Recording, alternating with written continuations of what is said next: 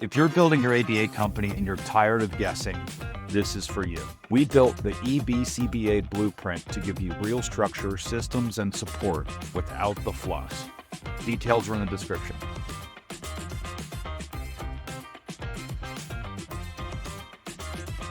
All right. Hey, everybody. For our Thursday afternoon or evening Q&A this week, we have Cara Lechleiter and Brian Curley from Motivity. And it's been a hot topic on the group lately. How do you pick out a practice management system? With all the stuff that you have to make decisions on, I know there's a poll that's actually active on the feed right now. And a lot of the questions are like, what is your favorite? Right. So it's almost like asking, what is the best kind of vehicle?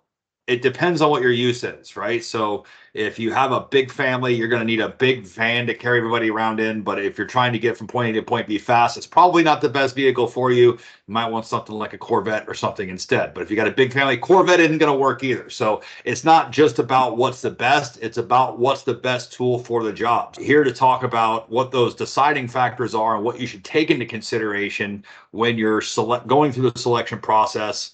I guess, Cara, go ahead and take it away. I want to know what it is that you look at in a business to try to determine what it is that they need to look at and take into consideration when selecting a practice management system. Yeah, absolutely. Thank you. And thank you so much for having us. We're really excited to be here. It's amazing to see how quickly the group is taking off and just all the amazing questions and conversations that occur every day. So kudos to you and your team for that. But yeah, that was a really good description. I love that, thinking about it like a vehicle, because you can ask anybody in ABA what their opinions are on the best software, whether you're looking at data collection, practice management, or really anything else you need for your ABA tech stack. And so much of it does come down to preference, but then a lot of it does go into your specific organizational needs. And although Brian and I are from Motivity, which is a data collection software, we are going to be leading this conversation from a really agnostic perspective and just have some pointers and considerations between the two of us. We've spoken to so many business owners, and we have now learned really what are the best questions to ask and how you really narrow that down. Brian, do you want to go ahead and introduce yourself? Sure. So yeah, my name is Brian. I've been with Motivity now for about 3 years. I started off when they were nice and small, and we only had about 6 clients, and we're just a few away from getting up to 400 organizations now. So we've been growing quickly. In a previous life before Motivity, I was the head of product for one of the largest all-in-one solutions in ABA at the moment. So I've dealt with everything in the ABA tech stack, from intake and CRM, contact management, to scheduling, billing, HR, payroll, claims, and electronic data collection. So you name it, I've had my hand in it from a product standpoint, as also from a marketing and communication standpoint. So I've seen all different sizes and shapes and colors of different businesses come in and out of these different softwares. So it's really interesting to see how different groups utilize different types of software. And it's quite a broad range, and they all do it in different ways, and some of them work really well. So it's actually quite surprising. But I think you nailed it on the head, Derek, when you said that you really need to look at it from a company perspective and see what their needs are. And we see it a lot from the clinical side now, because there's a lot of groups that do clinical quite differently. And that's why we stand behind what the product that we have is, because you can do that. It's really flexible and you're not put into a box and how you want to do your clinical data collection. But that goes hand in hand with how you want to run your payroll, how you want to do your intake, how you want to do your discharge, how you want to do your session notes, how you want to do your reports. I mean, you name it, you have a preference as to how you want to do those things, and finding a platform that can do it the way you want to do it is really the name of the game. And Brian, that kind of reminds me. So Brian just recently wrote a very interesting article, and I really enjoyed reading it, about this whole movement in the ABA industry toward this best-in-class model. And I think Brian is really a great person to talk about this, because he was part of this all-in-one when all-in-one was really starting to make its way into the industry. in early 2010s. And what we're seeing now is this movement over to best in class. And what I mean by that is you look at your ABA tech stack, you say, I need my intake, I need my HR, I need my payroll, my clinical data collection. And instead of finding one singular solution that does everything, that's okay. Like, it does everything fairly well. We're now in this space where you can pick and choose. It's almost like a menu or a buffet of options where you could say, this payroll is the best for me, and this practice management is the best for me, and this data collection is the best for me. And then you put together your own suite of tools. So Brian, you want to talk a little bit about that?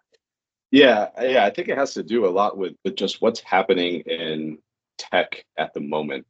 Back when Cara was talking, that was like 2014 to around 2018-ish.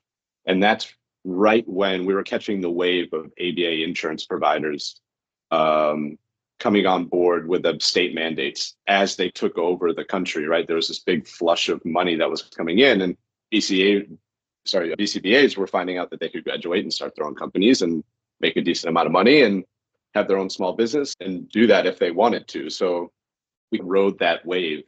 So at that point, if you say that like the technology in ABA was started maybe back early 2000s, mid 2000s, now you're seeing companies that are very highly focused from a tech perspective. You're seeing ones that are extremely well versed and well written and well researched in the billing space, in the claim space. You're seeing it with AI now. Things are starting to come out, and these are self-sustaining, multi-vertical type of technology companies that are coming out there with really interesting tech that it's almost forcing the players in ABA right now to integrate.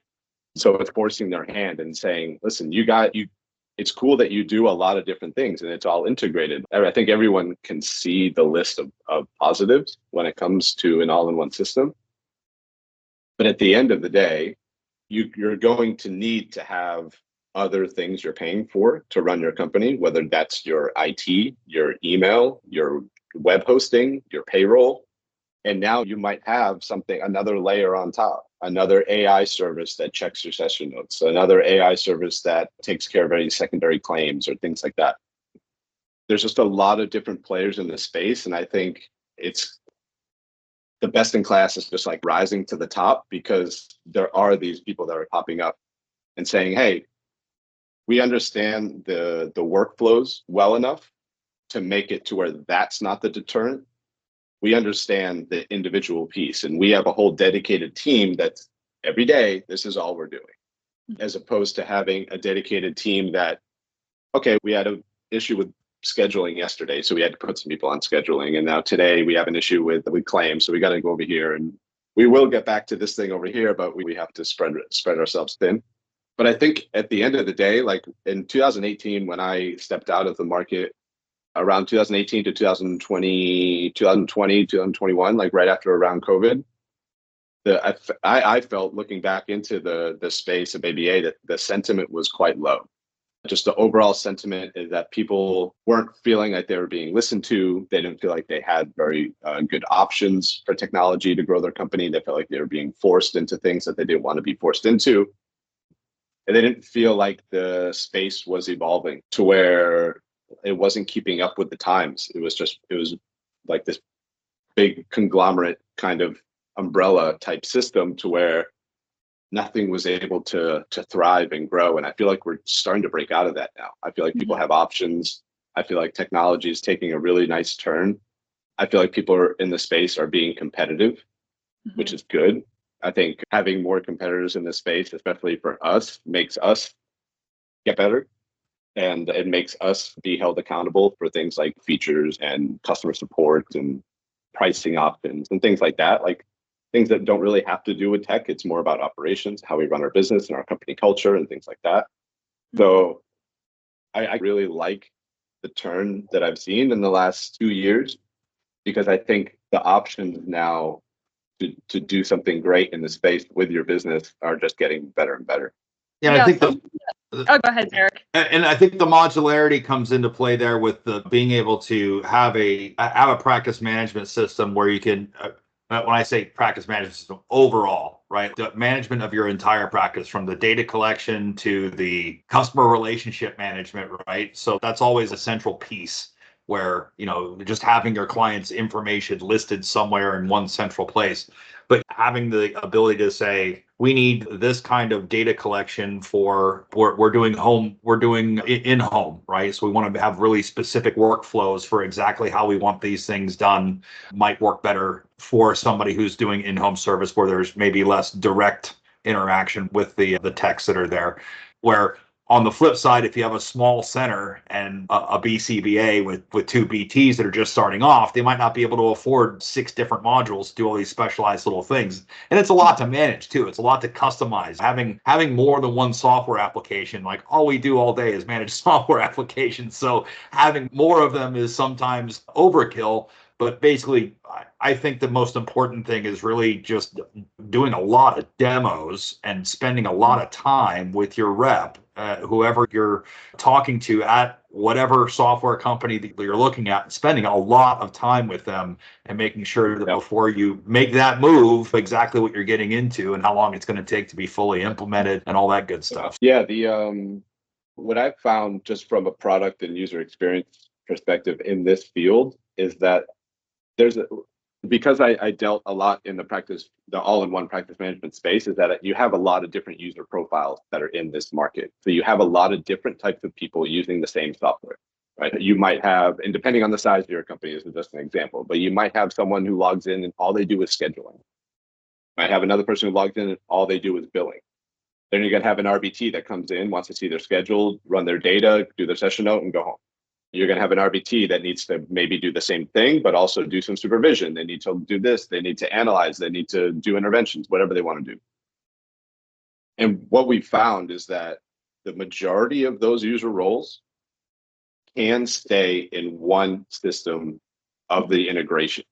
So a lot of times when we integrate with other systems, the RBT can just log into our system, do all of their entire job, right? So the overlap of systems starts to, for the amount of people that have overlap, starts to dwindle down. It is really only the higher ups, the admins, the clinical directors, maybe some billing people that may need to double check certain things or things like that. But for the most part, a lot of the integration tools we have now are very user defined, which makes it really nice.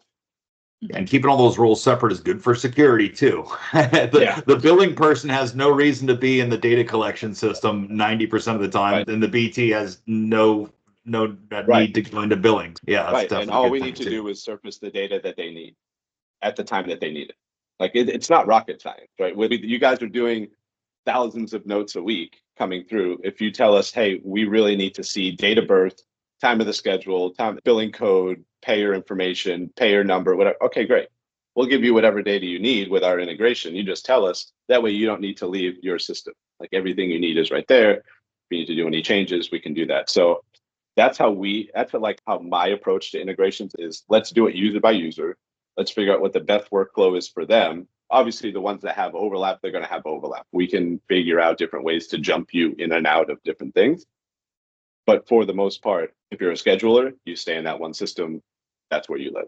And whether it's an all-in-one or a mixture of all the different ones, there isn't that much difference for the majority of user roles, is what we found. Yeah, and Brian and Derek, you're bringing up some really good points and really good questions that I always encourage people to ask when they are in the evaluation process. Things like, how do I make sure my RBTs aren't going to be seeing information that they shouldn't be seeing, and vice versa? How do I streamline? So I just want to now take this conversation a little bit over into how you can actually get started in the evaluation process and making sure that you are asking all the right questions. I'm just going to go ahead and share my screen because I have a few references to share. I found there are a number of third-party articles that you can get started with when you're like, I don't even know where to get started in terms of what to demo. And in my attempt to stay completely agnostic here, I'm just going to share these resources. I'll stay on each screen for a little bit so that if you want to grab the QR code, you can. But there are a lot of really great third-party places, including Facebook groups like ABA Business Challenges, where you can go in and say, hey, What systems should I be looking at? What do you recommend that I demo? This particular code goes to the Behavioral Collective with the best ABA data collection software for 2024. This next one is from Teamwork Technology, and this one is 2024's best practice management tools. So make sure to grab this one as well. And then I have another one that's also written by Teamwork for 2024's best data collection tools. So I think a really important way to start the evaluation process is to do that research and to put together a comprehensive list of everything that you might want to look at. From there, I highly recommend really digging into the research. And again, talk to people. We all know that this is a really small industry, and you can talk to people through LinkedIn, at conferences, colleagues, present colleagues, previous colleagues, about their experience with different systems. Look at Facebook groups. People are not shy to share their opinions on the various systems out there. And then from there, what I recommend is coming up with a list of questions to reach out via email. And we work with, there's a current customer that we worked with, and he had this really thorough evaluation process. And he actually had a curated list of 24 vendors that he wanted to evaluate. And what he did, and I remember this very well because I received this email from him, he had a list of 20 questions. And they were very high level questions on what is your support structure? What is your customer base? What is your company history? What is your company funding? How are you funded? What is your vision for the next 5 years? And really starting to think about these very high level questions of, do I even want to consider this vendor as a potential partner for my business? And from there, decide, what are your company values? How are you going to make that first cut? So he said that when he sent out those 24 emails, there were 8 vendors that did not respond to him within 2 weeks, and those gone. He cut those out because his number one was he wanted a vendor that was responsive. And he told me this quote, and I'll never forget it. He said that if somebody's not nice to you during a sales process, they're never going to be nice to you ever. So Truer words have never been spoken. he said, if a salesperson can't get back to me and answer these 20 questions, I certainly do not want to work with them. Yeah, that's not a good sign for their tech support. That's for sure. Yeah. Then what he did after that is he did a very quick meet and greet with the sales team to then cut down into some further questions. And he ended up coming down the top 3. And those top 3 is where he really started with the evaluation of the nitty gritty. And what I mean by that, and I'm a clinician myself, so I completely understand people speak their own language and get excited about their own things, but you should not be going into a vendor evaluation and asking if there's a break in the data path between phases. That should not be your first question. It's an important question. Don't get me wrong. It's a lot of people like their data evaluation and what their graphs look like, but that should be that third tier when you're like, okay, these 3 vendors are going to meet me in terms of company values, support, their mission, their customer base, their pricing structure, whatever it might be. And then after that's when you really start getting into the nitty gritty. Because really the way that I look at it too is all of these vendors, it's software as a service, right? That's the field that we're in. There's the software and there's the service. It's a long-term relationship, and you want to make sure you're honing into that and almost treating it like an interview process to make sure that this is somebody that you want to work with for the long haul. Yeah. SaaS, I think that's SaaS is a big part of your team. Whatever team you're running, SaaS is always a big part of it. Yeah, I think that's a good segue into the first question here about signing a 1-year contract, and is that standard? So I think currently where Cara and I are, we don't have 1-year contracts. We do kind of agreements. And what we found is that if you go through the proper evaluation process, you should be quite confident that this is the right decision, especially if you're looking at a larger system that has multiple arms, like an all-in-one, right? Because this is a system that's going to manage your business. So if there's hesitation there, then yes, I agree. The question about a 1-year contract should come up, and you should be questioning in that. Because if you're already thinking of leaving before you're signing, it's probably not a good idea. We found that we don't need to force people into contracts that they don't want to be in, just because it doesn't really gain anything for us. If you want to pay a year up front and get a discount, that's fine. We definitely do things like that. But to say that, to make you sign and say you can't leave for a year, we want people to be on our platform that like us. We don't want them to be there because they don't want to be there. We understand that there's groups out there that aren't a good fit.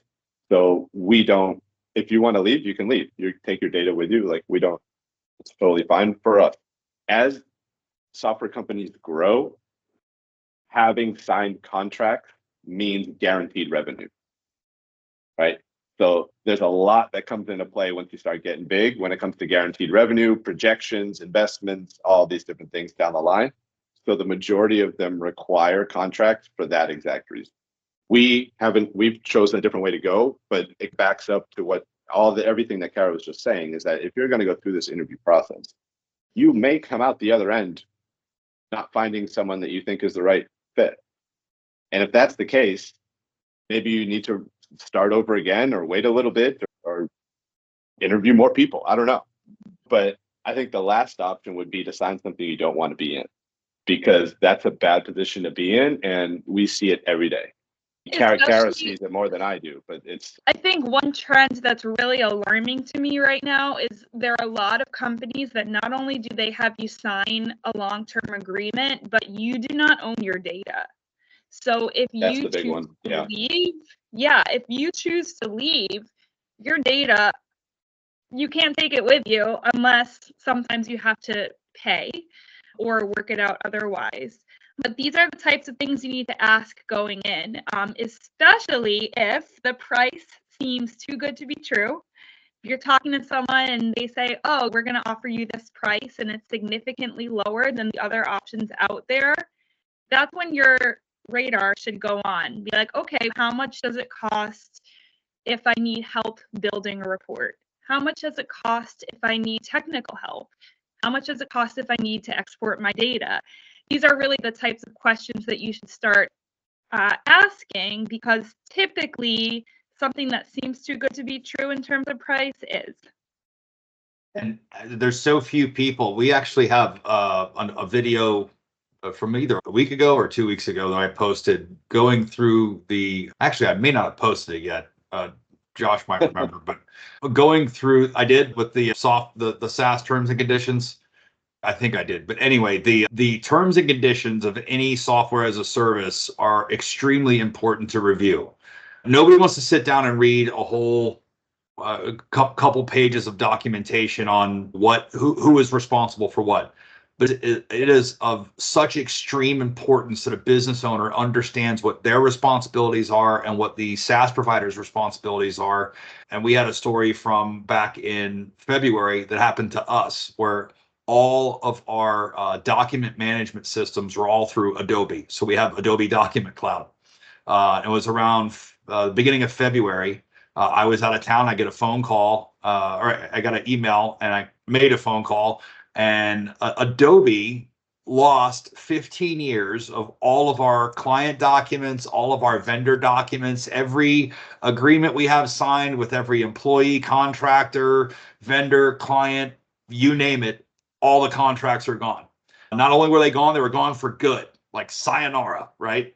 So your business is over. Your business is completely destroyed, right? You don't have any documentation of any relationship whatsoever. So you're just poof, non-existent. And then when you pull up the terms and conditions in the Adobe Document Cloud, it says right there, we're not responsible for your data. Or Microsoft says it, Google says it, There, I went through one of the terms and conditions of a practice management system in ABA that I will not mention the name of, but a lot of them do it. What's important is to do what we did. The reason I'm still sitting here talking to you and not in a corner somewhere crying is because we have a backup of all of our systems and multiple backups. So it was just a matter of, wow, I can't believe that Adobe did this to us. That could have just completely destroyed us, but we'll just go over here and just re-download everything and put them back where they were. So it's important to know that. So not only how much does it cost me to move my data from one practice management to another, what is the process for me to back up my data and what format do I get it in? And if you get hacked tomorrow, because anybody can get hacked. So if you guys get hacked tomorrow, how can I get to the data that I put in yesterday or today? It's really important to know all that stuff because these are business ending events. If you can't if you can't operate or if you can't bill for a month, what's that going to do to your business? If you can't operate for 3 weeks, what's that going to do to your business? So it's important things to consider and put those proper measures in place along the line. So yeah, system reliability is a huge one. I talk to people that are on some legacy systems that have just told me horror stories about session notes that have just disappeared for months at a time. And then exactly, that's not a billable service anymore. And so they are having cash flow problems because of it. But then they'll say, oh, but I love this feature and that feature. And I said, okay, let's take a step back here. Can you get paid for what you're doing? No, I cannot. So what does it matter about these other features? So many abusive relationships in like between business and tech, and it's really difficult to pry people away from that sometimes because they are so you are so committed. Once you get so far into a system, it's really difficult to leave. We spent 10 years and we spent 10 years in our management system who really screwed up big time and we had to leave. And that whole process, it's a nightmare to migrate from one to another. So one of my pieces of advice is spend as much time as you need in this process that you guys are talking about to be as sure as you possibly can be that you're making the right decision for your practice, because you want to stay there for a while. And the implementation process is never easy. So don't judge your solution that you selected based on the first 3 months or 6 months, right? Get in there, let your people get trained on it, let them get used to it, let the frustration roll off your back from getting used to the using the system, and then judge it on like month 7, month 8, month 9, and really start to get into a flow there. Yeah, and I've heard Brian refer to this before, that data collection software and practice management software is very sticky for that exact reason, because once you're in it, you're in it. This evaluation process, because another thing, people will say, I don't really have that much time. I don't have time to do these demos. I don't have time to read through these questions. This is a decision that should hopefully affect the trajectory of your business for the next 5 years, if not the next 10 years or longer. So putting in, I believe the person that I was talking about that looked at the 24 systems, he said he spends about 140 hours total in the evaluation process, and he's thrilled that he did it because he asked all the hard questions. And he said his biggest regret is that he didn't do it sooner because he was scared to do it, but he realized that they were spending so much money on inefficient, outdated technology. And it's 2024. Don't let the fear keep you in the past. So, with the terms of service, to get back to that, in this industry, there's some interesting things that are in there that I think need to align with your company culture. Like, quite importantly, one of them being around research purposes. So, especially with clinical data collection now, there's millions and millions of data points coming in almost on a daily basis. How do you feel about that? Do you want to be a part of the research growth in the industry, or are you really more on the privacy side? There's a lot of anonymized data, right, that could be used for projections, to use for research, all sorts of different things, right? How does your company feel about those things? Those things are some basic kind of bullet points for you to go through and say, I agree with this or I don't. And I want my data to be used for this, or maybe I don't. And then it goes back to your same thing. How do I get my data? Do I own it? If I want to leave, what's that process look like? how do I get my data? What is my data? A lot of people say, I want my data. Okay, tell me how you would like it. Yeah. Because here it is in a SQL database. There you go. Poof. Yeah, Zip exactly. file. Like, Completely what is unusable. that? You can't use this for anything. Yeah. So I could give you all the data you want. It doesn't mean that it's going to be usable. So getting your data in a usable format is very important. And I think just all those things combined just really lead up and add into the importance of this. So I think when you start to look at it and you start to zoom out, what you're doing is which a lot of people know, this isn't anything new, but you're, especially if you have a group of a decent size, you're implementing a system that everyone in your company pretty much is going to change their day-to-day workflows to start using something completely different. Right? That's a big ask in our industry. That's a big behavior change, right? All that needs to be accepted. It needs to be learned, and it needs to ultimately become a positive. So I think it's not just choosing a software, it's getting everyone on board. It's getting everyone in your team to agree that this change needs to be made. What are our goals? We have short-term, long-term goals for this change. What are the milestones? How are we going to judge it? All of those things are super important to say. We've had a lot of cancellations really recently. We don't know why, right? Our authorization optimization is down, or we feel like it is. We don't have a way to track it accurately. So within 6 to 12 months, I want to see optimization numbers and try to make an improvement over time. Or I'd like to see which learners or which staff have the highest cancellations for reasons that aren't deemed necessary or medical related or something like that. Or even which clients may not be a good fit for your practice, right? You may be authorized for 40 hours, but the parent can only do 15. Things like that. If you don't have a proper system to track those things, it's hard to manage it. It's hard to optimize for it, and it's hard to get your business to grow. So I think there's a lot of things outside of just the software that have to do with that.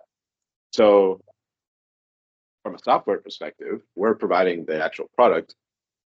What I try to do, and what I've tried to do in the last two companies, is smooth that out as much as possible. So understand that person logging into your system is maybe not happy that day, right?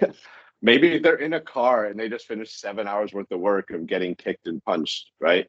Understand how they're coming into the platform and what their mindset might be, and try to accommodate that as much as you can. Whether that's from communication that you send out, hey, we probably shouldn't send out an email at 7:30 at night because they're probably exhausted. Or, hey, maybe we should, it's the end of the week, maybe we'll have a different tone of voice because X, Y, and Z.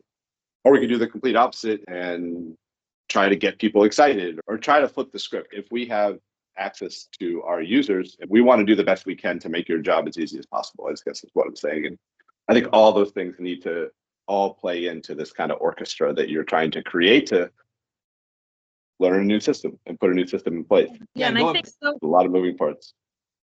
Go ahead, Cara. Go ahead. So many of these questions, I did a demo maybe about a year ago with a customer who's a current customer now.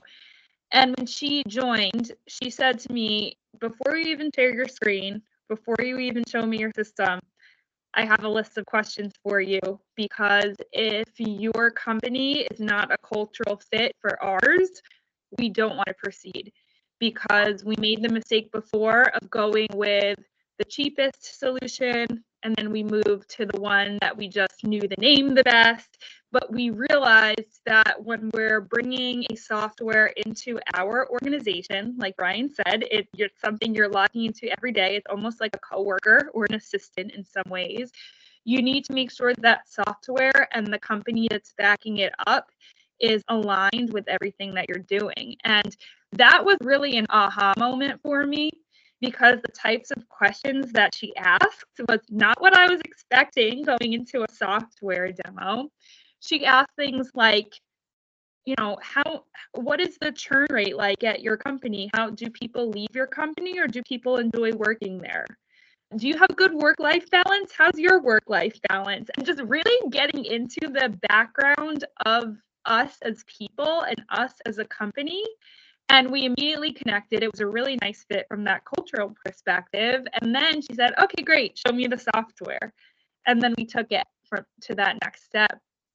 And I just thought that was such an interesting way of doing it, because with a SaaS, you are engaging with this software and with the people behind it on a constant basis. And hopefully it's a responsive team. That's something else to ask. How long until I hear back?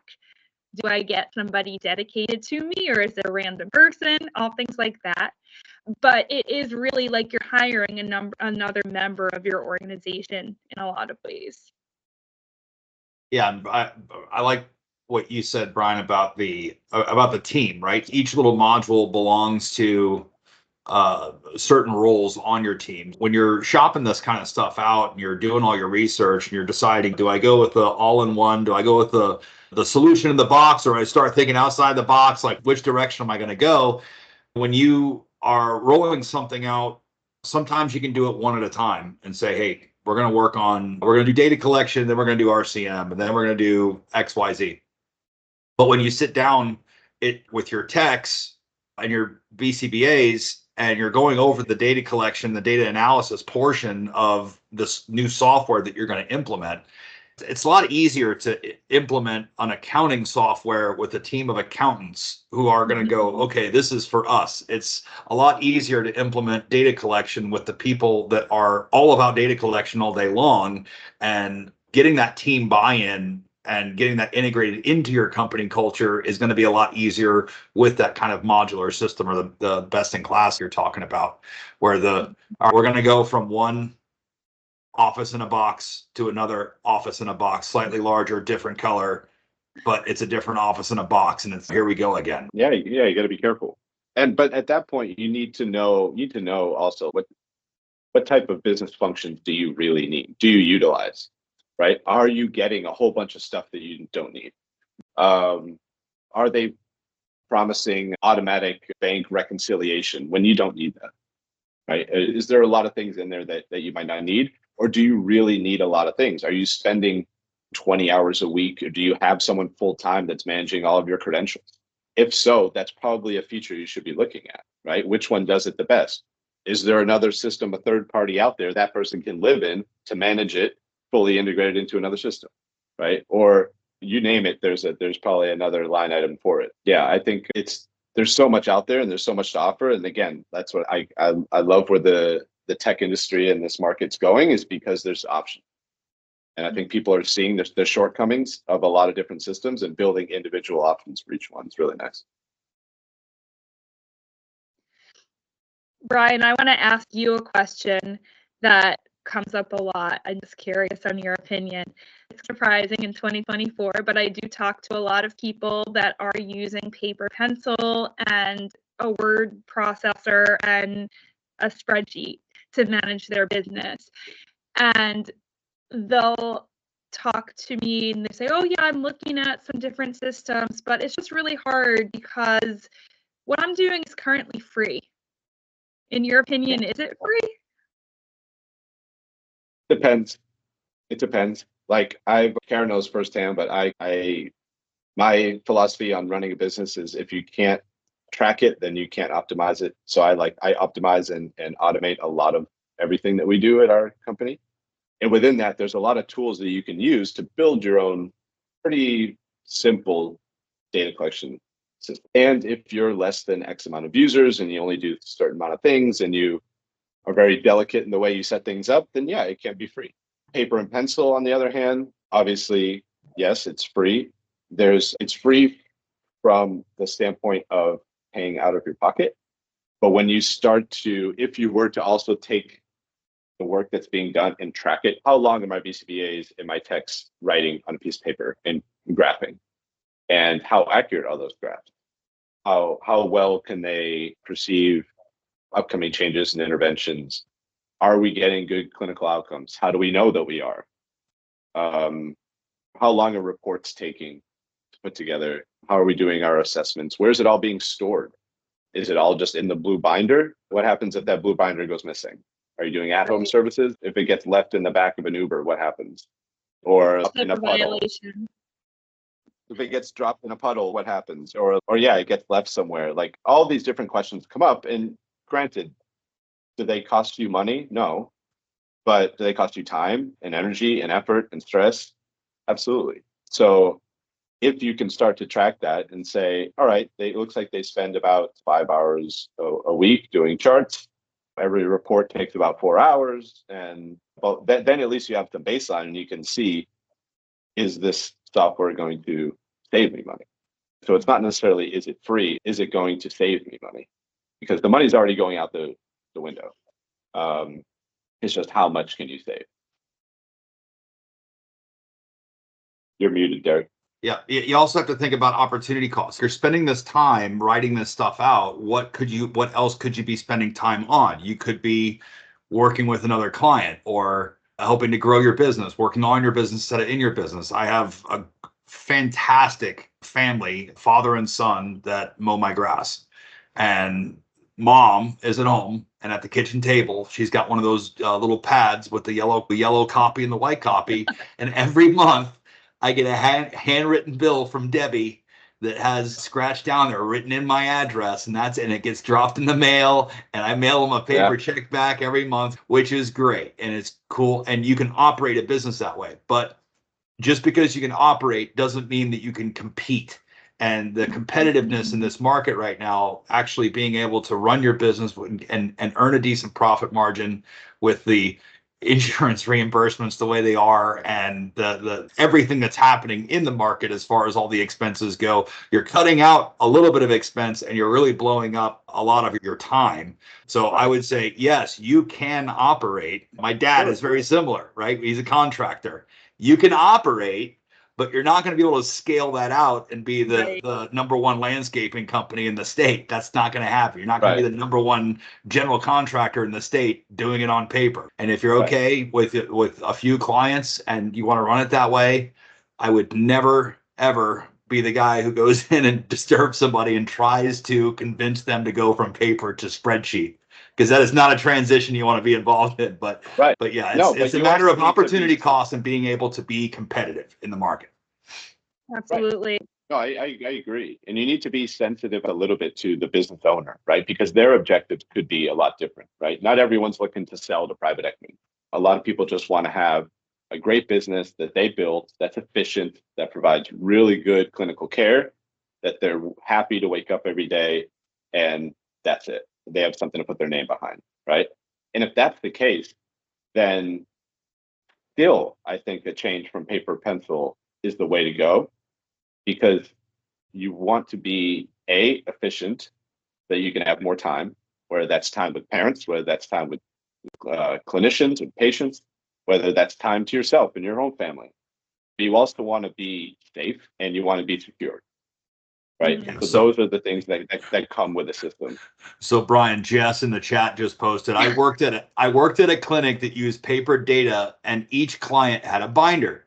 A technician was in a car accident, and that binder ended up being passed around with all the client's information inside. Yeah, going back to being safe and secure, that's exactly one of the problems there. So you can run it, but how is that going to keep you up at night? It's quality of life type stuff. You can build your business and you can be really proud of that business, and you're serving 50 clients, and that's as big as you want to get. You have a clinic, you can't grow anymore, right? You're restricted by the real estate, and that's it. Everybody's happy. Now you need to figure out how you can have a better quality of life and make sure you can sleep well at night, that everyone's data and information is safe and secure. Things like this don't happen. And not only that, I'm probably biased here because I'm a BCBA, but from a data collection side, there is nothing that compares to an electronic tool that can auto progress you through your teaching protocol. Because especially if you're a BCBA overseeing, even if it's 5 cases that you're seeing, no way are you going to be able to get to your paper pencil binders to make sure that these programs are progressing the way they should, that the learner has fresh targets to work on. And just from that perspective of making the best use of the learner's time, I think it's really important to have something that is going to move you through, that does not require the supervisor to come look at your paper in person to say, okay, here's what you do next. All right, Cara, and then we'll do Brian. So what are your top 3 priorities what 3 things need to match up between your whatever management solutions we're talking about, any SaaS, practice management, anything. What are those top 3 things that need to be well matched with your practice before you go any further in the investigation process? Customer support. I think that it should be your top 3. I don't know for sure right now if I'm going to put it as number 1, but definitely top 3 is customer support. How responsive is this company? How are they going to build this relationship? Are they just going to give me a login and say good luck, have fun? Or is it going to be a back and forth? And how do they handle anything that arises, whether that be a technical question or just a clinical question or something that's content related, saying I'm trying to do XYZ and it's not working right. Is this me? Is this the product?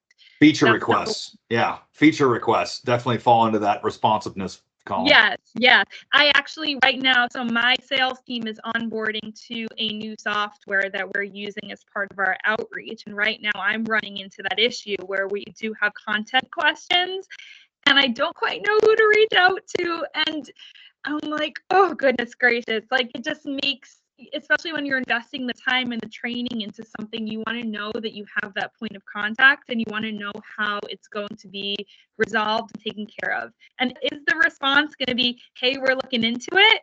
I don't consider that a resolution necessarily. Or is it going to be, here's what you do, or let's hop on a call, things like that. So that would be my number 1. Oh, no, maybe not number 1, maybe number 2. Number 1, let's say system reliability. What is the system uptime? Do you lose data?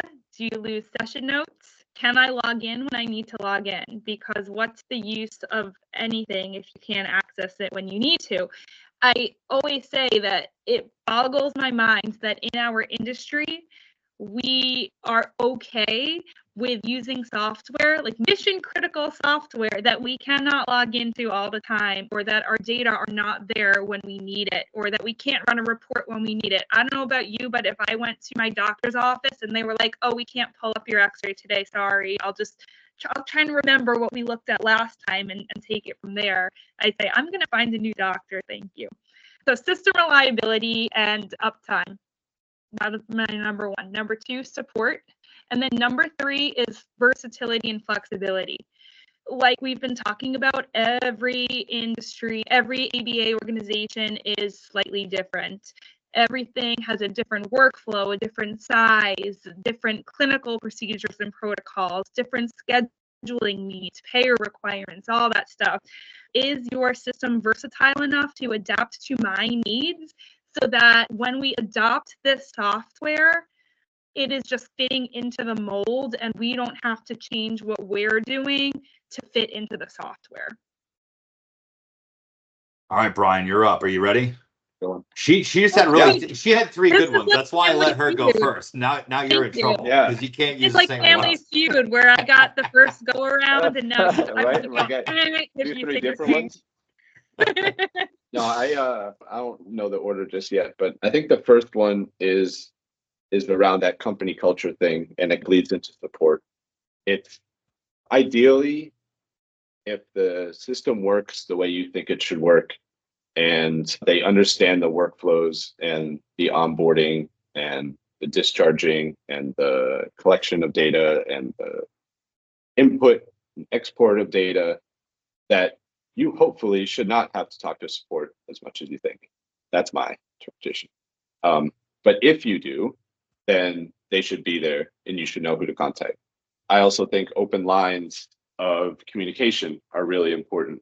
And I think visibility and transparency within that company. So this all has to do with company culture, is like, are they willing and open to talk about things like features that are still being worked on, issues that have come up, bugs they've fixed? Or do they just brush those under the rug and say, maybe we'll talk about it if no one asks? So there's things like that. I think knowing and understanding your team's desired and required features and functionality and how they match up, I don't know what you want to call that, but I think that's super important, both on the software side as well as the client side. Because if you don't know what you want, but you like the flashy lights and the shiny thing, then you might not be getting the system that's going to work best for your company. I think you need to be open to seeing what's out there, seeing what's offered, and knowing what checkboxes you need to have checked, and then taking that step further to say, okay, I have these 4 or 5 or 2 or 1 that matches everything that I think I need. So let me move the next step forward. Maybe you'll be proven wrong. Maybe you don't need those 1 or 2 and 3 of those things, or maybe you do. So I think just having a good understanding yourself as to what you need, and then finding the partner that matches up with you. And then lastly, I was going back and forth, but I don't think price should be in I'm going to put price on the outside of this top 3, because I think if it's a difference between, $7 a learner and $18 a learner, or $10 a user to $25 a user, in order to make sure that your business can run as optimal as possible, just put that into perspective with your billings. And how much can this save me 4 hours a month? Because that's all it needs to do in order to pay for this. If so, then price shouldn't be an option, right? Because if it's going to save you more time and more energy and make you more secure and more safe, and make sure that you can pass all of that along to your clients, the end user, then that's what's most important. Brian, that was good. We had very And little along overlap. And along those lines, you can have a flood in your building and run to the building, grab a few items out, go downtown to the Civic Center, and if you have your laptop and your software and a couple other different things, and get on the Wi-Fi and set it up securely and everything, of course, I'm going to get yelled at by Kiro for suggesting something like that. But you can operate, or you can go in home, you can do things. You can still run your business and bill and actually provide your services to your clients. But if your software goes down, you're done. So unless you're still on there has to be that that trust there. Yeah, I think the difference, like you're saying, between the $10 and the $25 is really pick the best software. You will be happy with it later. It will pay you back. It's going to manage it has to manage your entire business. Yeah, it is your business. At least it is your business. Like, this is your business. This is going to make you more money. This is going to get you more clients. This could give you better clinical outcomes. If you're going to put it, like, what would you rather have? Like, happier clients and patients at the end of the day, with their parents are saying, "Oh my God, thank you so much," or do you want to save a few dollars so that it's not as quantifiable? If you pick the right software that's the right match, and your RBTs can log in and be like, "Oh my gosh, I love collecting data. I love doing this," or whatever it is. If your accounting staff log in and say, "This is the easiest to use billing software I've ever seen in my life," you're going to have better staff retention. You're going to have happier staff. I had a customer recently saying that he noticed that their HR complaints went down ever since they switched to our system, because there was a handful of HR complaints per week of staff saying, "I just cannot stay on my job because I keep getting kicked out of my technology and it's driving me nuts." So. Yeah, there's something to be said about this type of software that we're all talking about this entire conversation, is that it's an unfortunate truth that these softwares are like a necessary evil in order to run your business here, right? We're talking about softwares that, like, they're very niche. This market is very unique. The workflows are very unique, whether it's billing or data collection or onboarding or intake or credentialing, authorizations.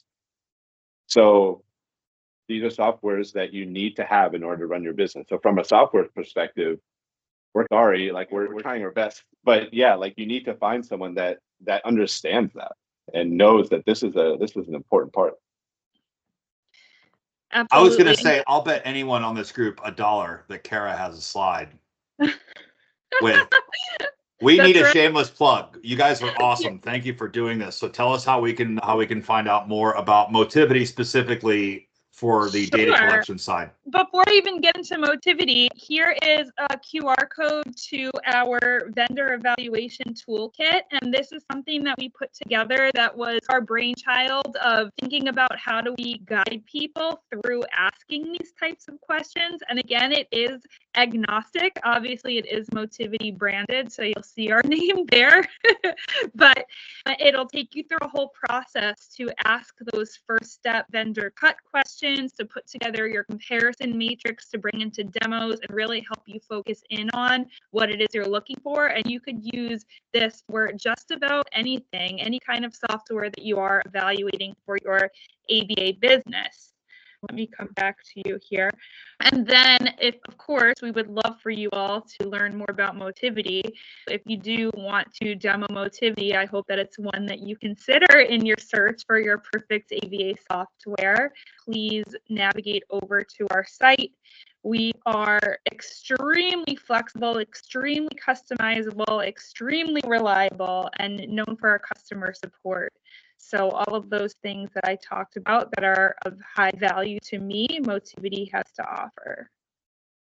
And I will say, going back to company culture, our team, at least 3 or 4 of us have spent a lot of time with Motivity's team coming up with this program and a couple next things that we're going to do. And I gotta say, we've really enjoyed working with you guys. And thank you for contributing so much data and just information and knowledge to the community and to the platform. We really appreciate your involvement.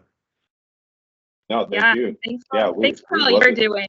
I think you're bringing such good awareness of so many things that ABA business leaders don't even necessarily know about around cybersecurity and the importance of making sure that's all safe. So I think you're doing some great stuff, and thank you. We appreciate you guys. Thanks for coming on today. Yeah, Thanks a lot. Awesome. Have a good day, everybody. Thank you. Thanks to all who joined us. Hope to talk to you soon. Bye-bye.